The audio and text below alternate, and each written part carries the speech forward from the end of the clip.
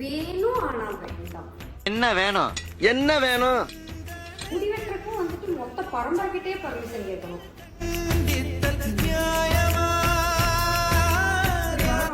வந்து இப்படி பிரிக்கணும், இப்படி போட்டுக்கலாம். இது துப்பட்டாவை கூட யூஸ் பண்ணிக்கலாம். இசை மலையில் அணைய தயாரா? அந்த நேரம் அந்த நேரம்